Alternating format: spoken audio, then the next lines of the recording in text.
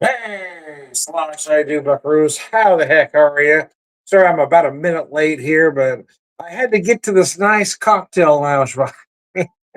anyways, anyways, I digress. I wanted to have one more with you today on my day off. Wanted to have a cocktail and just relax. Not going to talk any politics here as much as I might want to. I'm gonna just gonna focus on the cocktail and better days ahead. So anyway, I digress. But anyway, yeah, digress. Said what I need to say. Now we're gonna move on.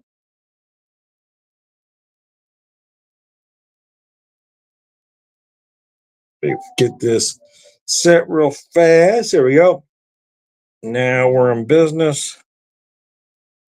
Hey, anybody watching? If you haven't been watching, if you want any questions or comments, please put it up on the screen. I'm the Whiskey Whisperer. Even though my shirt says Beer Whisperer, I don't have a whiskey. I need to get a new Whiskey Whisperer shirt. Anyway, I am Tom, the Beer Whisperer, with the Whiskey Whisperer for the purposes of this particular video.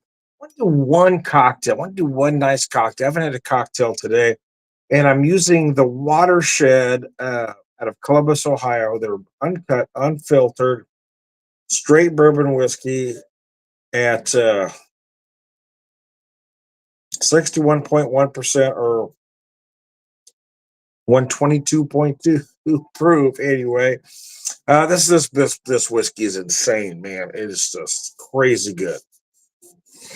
So creating whiskey means mastering the elements within your control, being your own critic, and accepting that the barrel has the final say despite your efforts. Yeah, it's all about the cooperage, baby. Anyway, this rare bourbon spends over 4 years in our Ohio-made char 5 barrels until it's ready to be bottled without added water or filtration. So uncut, unfiltered. Each bottle arrives to you as it was in the barrel, untouched, unbothered, uncut, and unfiltered, non-chill filtered. Ohio made char number 5. This is bottle number 7596. Let me show you all of that now. Give you all of the particulars there. So I used about 2.5 ounces of that whiskey and 1 ounce of their Nocino, their barrel finished Nocino. This is at 28.4 proof or 56.8. So Nocino is a black walnut liqueur. So, and I'll be honest with you, I knew nothing about Nocino. I never had it before I bought this, but I will tell you that I love this product, man. It is amazing. I like to do versions of, using the Manhattan as, I won't call this a Manhattan, but I'm using the Manhattan as a template. So I just took out the sweet vermouth. I put this in its place, and then using black walnut bitters. Oh man, this is a cocktail that I just love. I've been doing this. Well, I did it with other watershed bourbons until I used them all up. Now I'm using this one here. So here's my beautiful cocktail that will make it dark as night. So I've gone with different names for this. Because it's not a Manhattan, but it does use a Manhattan as a template.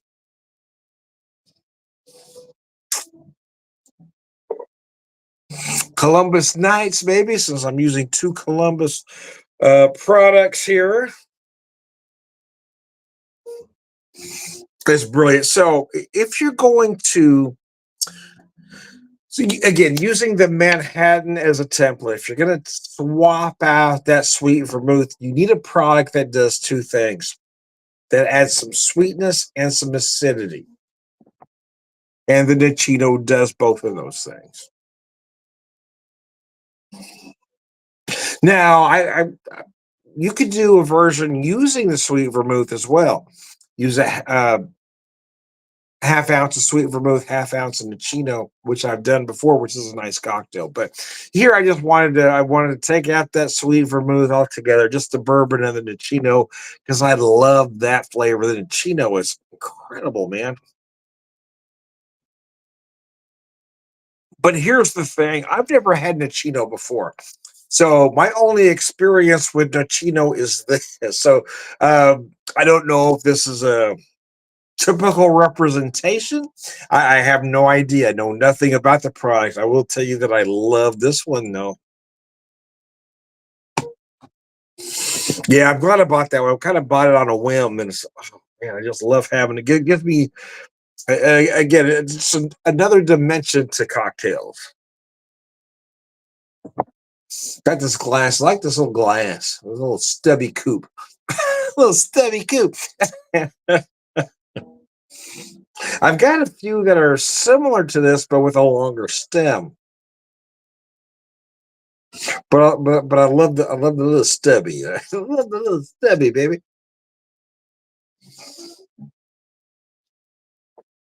Oh, that cocktail. I tried to create a cocktail lounge kind of vibe with the backdrop behind me. Trying to create a cocktail lounge kind of vibe because I didn't want to get out today, man. It was cold.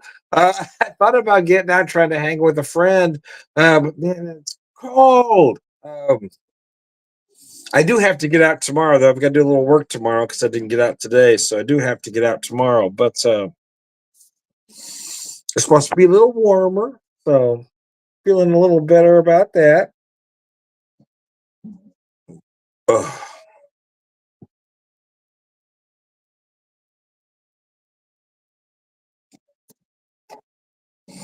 I get some follow-up sales calls, try and get some beer out there.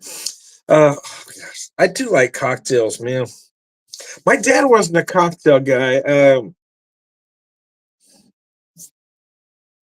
The only thing he ever drank was a highball, which is a cocktail. It's one of those things. All highballs are cocktails. Not all cocktails are highballs. But he drank the same thing, just bourbon and water, and it was either Jim Beam, Jack Daniels, or Wild Turkey. That's all it was. But to have a martini, a Manhattan. So growing up, I didn't really have a concept of cocktails other than my dad didn't like them. Sometimes some friends would come over and want different things, and he would let them do whatever. But because dad didn't like stuff, I just assumed I didn't like them either. So I'm guessing I was probably well in my 40s before I even had a Manhattan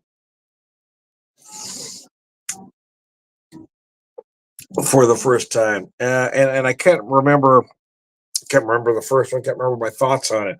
But as I've gotten older, I really love the Manhattan.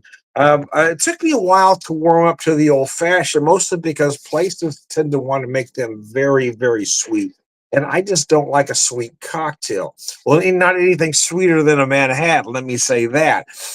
It was 2020 when I figured out we're all locked up. We're locked up. Uh, when I was making cocktails at home. So I'm going to make an old fashioned. I gradually just cut the sugar till I found the proportion that worked for me. And some like to do the sugar cube, especially younger drinkers. I don't because I don't like that grit in my drink. I don't like it at all. That bothers me a lot. But I saw a lot of recipes call for as much as some even as much as an ounce and a half of simple, which is insane. But I found my particular what works for me is basically 2.5 ounces of the whiskey, a half ounce of simple, and then whatever bitters I happen to be using. And that's the proportion that works for me. And I realize most of you are going to want a little sweeter than that. That's fine.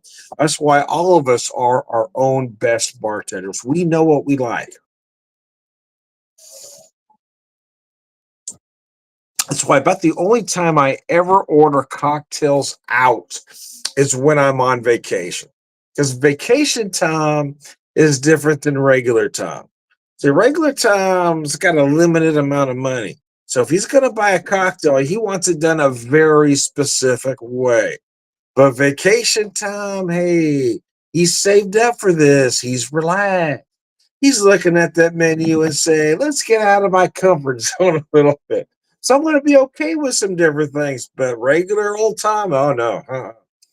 He ain't playing, man. That's why I almost never order. I won't say never, but I can't even remember the last time I ordered a cocktail out in town because I don't do that. I don't even order whiskey out very often, but if I do, it's typically just neat.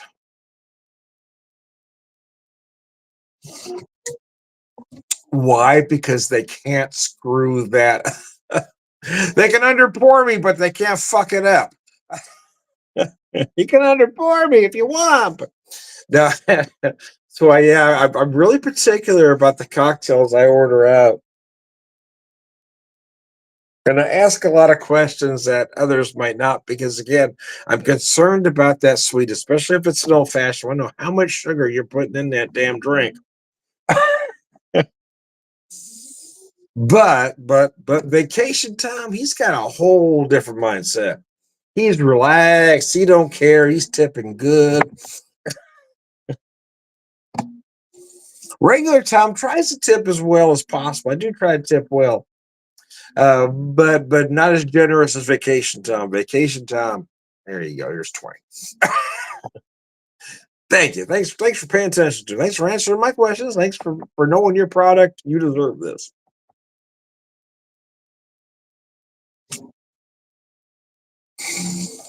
Being in the service industry, I mean, I've had folks do that to me. You know, they come in from out of town or on vacation. They appreciate that, I know a little bit about what I'm doing. So I've had some folks tip me extremely well just for that. So when I do have when the vacation time, when I'm in vacation time mode, yeah, I try to really treat people well because I understand.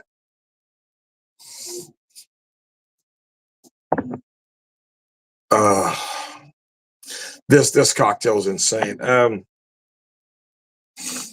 I remember kind of debating about this, right? Because I didn't know if I was going to like it. I didn't know if I'd have a use for it. But I was intrigued by the idea that I had a friend that knew something about it and has used it in some cocktails. So, and he basically, told me to use it in place of a sweet vermouth. So I was curious. So when I saw that they had a barrel finished Nocino, I felt like I had to buy it. And I got to tell you, it's just an amazing product. I have had it. We were there at the last week of September. I've got through a pretty good amount of it. It's a small bottle, but I mean, I feel like I've used a lot. But I'm using it. I'm using it in cocktails. I haven't drank it on its own, other than that little bit I had to taste it just to see what the flavor profile was. But so I'm using about an ounce when I make sometimes only about a half ounce when I make a cocktail with it. In this particular case, I think I used a full ounce here.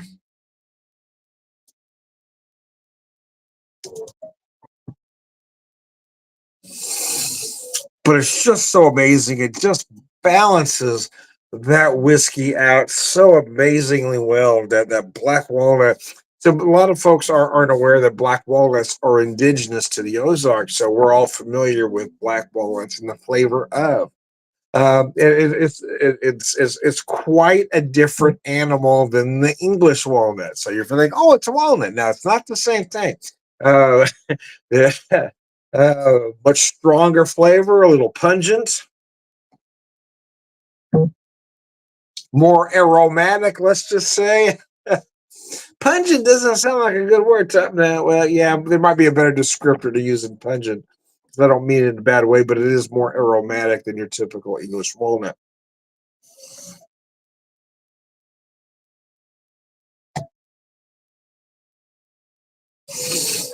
Uh,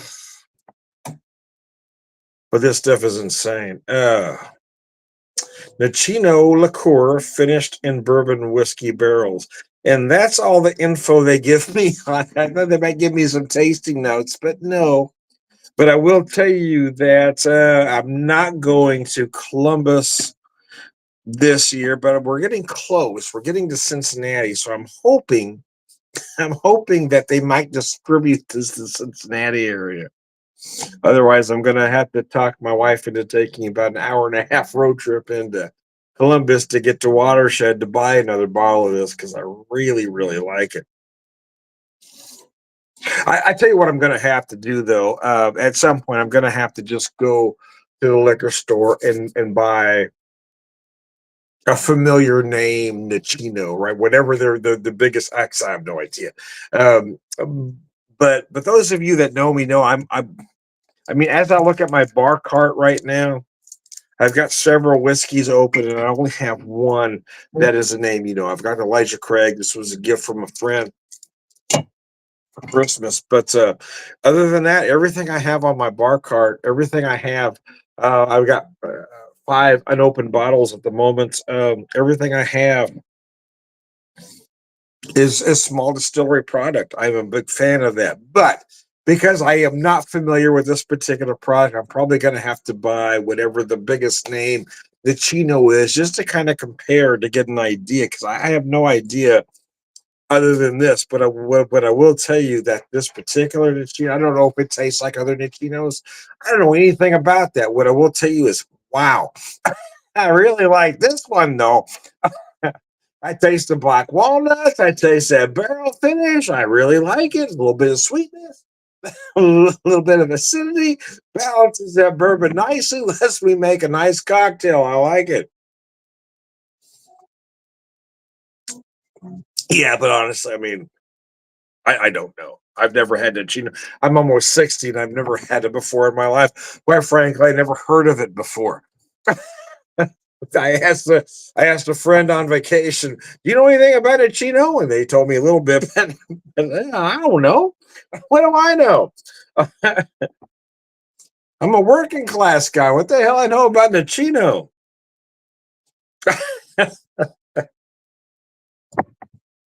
Hell, I was probably mid 40s before I ever heard of a Manhattan. So you're gonna have to work with me a little bit here. But yeah, I am curious to see what a typical Nicino tastes like compared to what this is. Uh, because this stuff is amazing. Yeah, I'm hoping they have. If they don't have it distributed to Cincinnati, I'm gonna have to try to talk my wife into driving an hour and a half north just for a few minutes, just long enough for me to go to that distillery and buy some more frickin' Nicino because this stuff is awesome.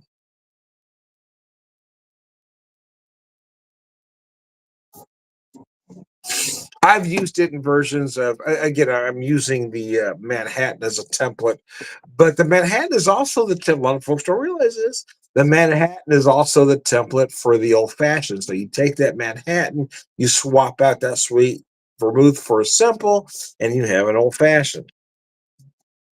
Now, but see, that's wait a minute. You said earlier you need sweetness and acidity, and therein lies the issue. That was my problem with the old fashioned for a long time. It was just too sweet. You're adding those bitters for the acidity, but in most cases, it's just not enough.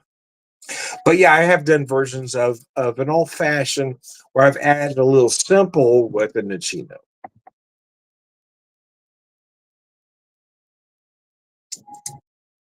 But the truth is, for me, I don't need that additional sugar. This is why I just made this one simple. The whiskey, the Nicino, the bitters, that's all I need, man. I dropped a couple dark cherries in there as a garnish because that's what you would put in a Manhattan, and we made it easy. If I happened to have some black walnuts, I would just drop a black walnut half in there. Unfortunately, I don't, but if I did, that's what I'd do. If I did, but you can't go wrong with a dark cherry. That is the that is the garnish. If you don't have anything else, that's your all-purpose garnish, right? Sometimes you want an orange peel, you don't have one. Drop a dark cherry in there because that's where you puts in the Manhattan. We need an orange peel for an old fashioned time, but not if you change some things up. If you use some cherry bitters, drop a cherry. I'm just saying, if you have nothing else, as long as you have a dark cherry, you've got a garnish. There's a lot of other garnish possibilities, and I'm okay with that. But if you're out of everything else, as long as you got some dark cherries, you're good to go, baby. You're good to go, baby. You're good to go.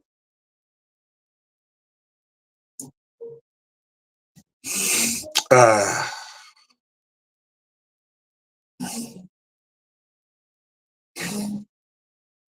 Planning on going to Cincinnati mostly for a grocery store.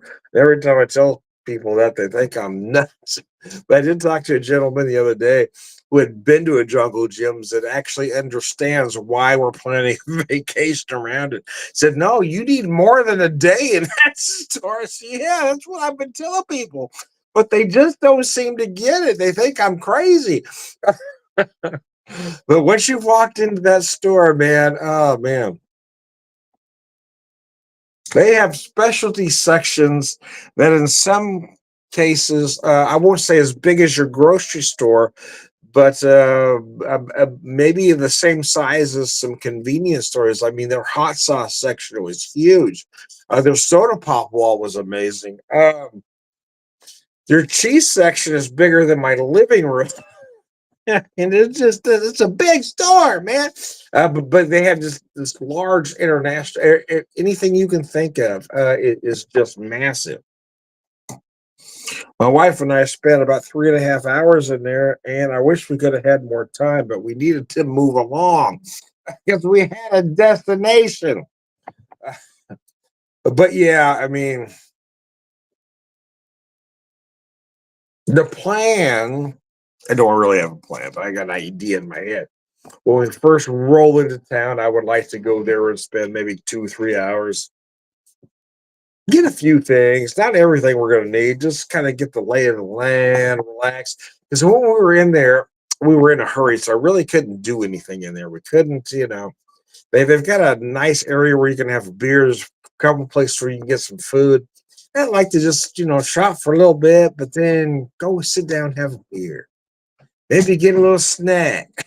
Get a couple of things to take back to the hotel room. So I like to go and just get not everything we want, but just a few dry goods and a couple of things to take back to the hotel. Maybe spend 2 to 4 hours, and then take one day, spend about 6 to 8 hours just hitting all the dry goods, just getting that stuff. Not even looking at the fresh produce, not looking at the meat, seafood, not looking at any of that. Just hitting all the dry goods, getting all that stuff in the car, packed away, to see how much room we have left. And then the very last, as we're leaving town, I want to go back there one last time. And this is when you hit the, because we've already done the other stuff now. So all I need to do now, at this particular moment in time, all I need to do is get the fresh stuff, right? We gotta hit the cheese, the fresh meat, the seafood, the deli, get all of that stuff done, and then head out of town. But we can't do that till the very last day, right? Because you gotta be heading home. But even just hitting those areas, even just hitting the deli, the meat, the seafood, the fresh meat, I figure that's still going to take about 4 hours. So I don't figure we're going to get all the way home from there. So I need to have some good coolers and figure out where I can pick up some dry ice in Cincinnati. We load up those coolers, just hit on the very last day, just before we leave tab, get all that stuff, drive as far as we feel like going, and then go home the next day.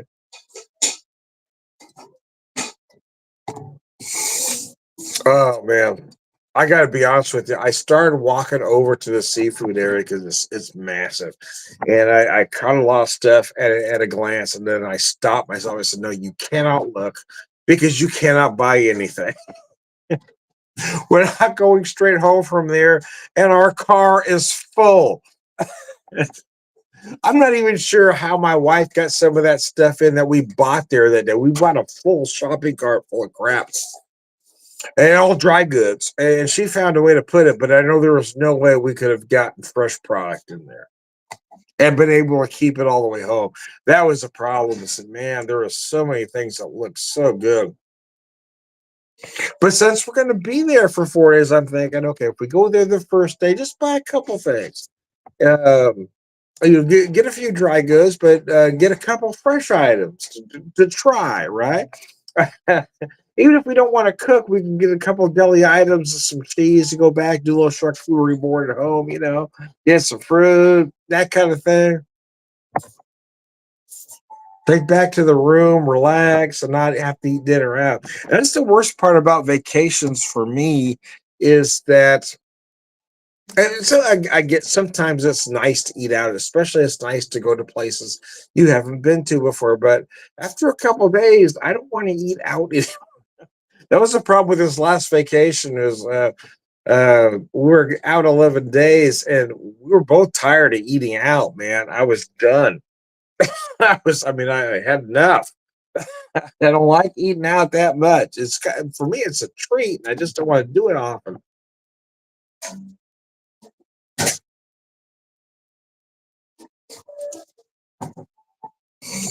So the idea is, if we kind of just, I don't want to buy a lot, but just enough eat per each meal, just so we got a little snack in the evening at the room.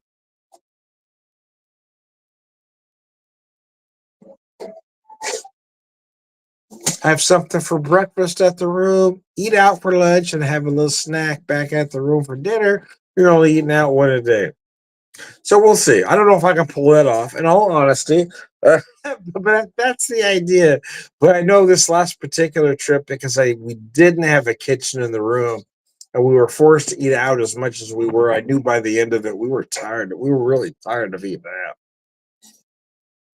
and part of it is because it was sometimes just hard to find stuff you like, but a lot of it is because I enjoy cooking. It's not even just about cooking. It's sometimes just about putting meals together. I enjoy that. So, yeah, I'm a bit of a germaphobe, but there's some other things involved. There's some other issues.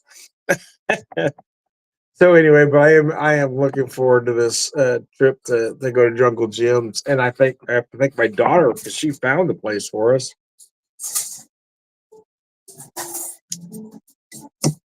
But now both my wife and I are obsessed, right?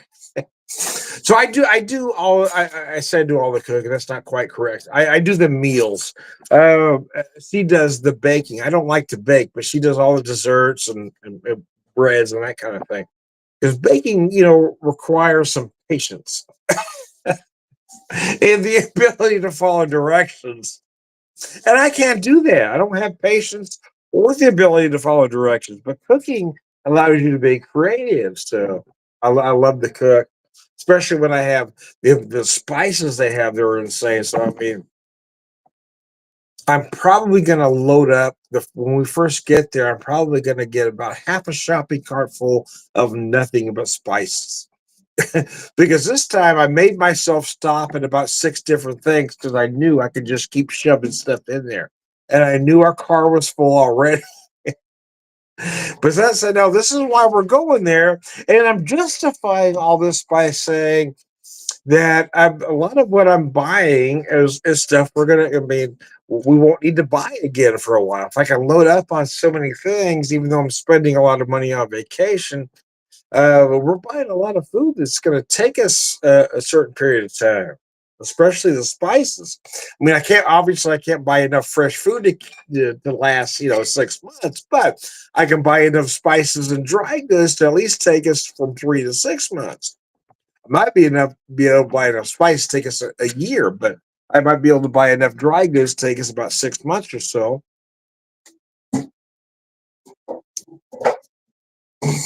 And space willing, I might be able to buy us enough of a fresh product to get maybe 2 or 3 months. So if we can get home quick enough and get in the freezer. So that's how I'm justifying this particular vacation as at least one. Don't get me wrong.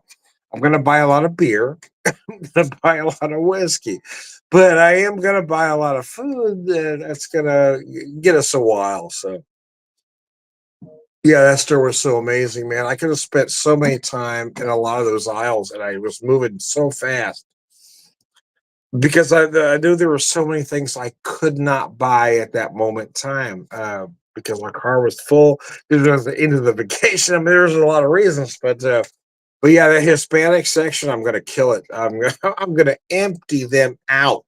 They had a lot of stuff. I've got a friend that asked me about their German sections. I'm gonna buy a lot of stuff there for them, but for me as well, because there's a lot of stuff they had there that other stores do not.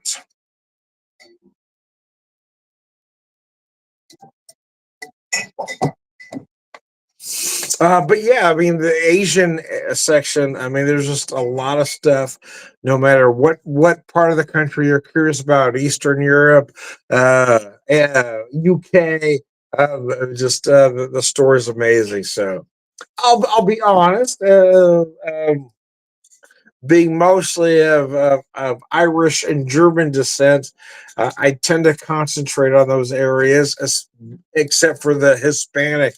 I do like my Mexican food. I do like my Hispanic inspired cuisine. and I'm not crazy about English stuff, but there are a few things I want to pick up. So, anyways, I digress. I am Tom, the Whiskey Whisper, Whiskey Evangelist. Thanks for listening to me about food and all kinds of other nonsense. And I kept my promise. I didn't delve into politics for this particular video, but I do want to show you these products one more time. Watershed, I mean, I got to tell you, I am an insane fan of their products. I've bought several. I bought a lot of stuff, and I'm down to one unopened bottle. But this uncut, unfiltered Watershed straight bourbon is oh god, this stuff is the real deal, man. And they're Nocino. If you've never had Nocino before, but you got the ability to go to Watershed, buy this. Even if you don't know what it is, even if you don't know what you might use it for, buy it anyway, because you will find a use. The product really is that good.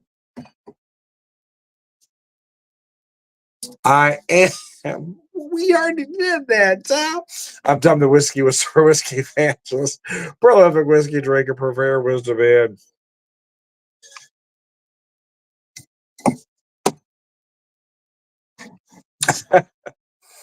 all around good guys. Slot you. Thanks, guys. I appreciate you.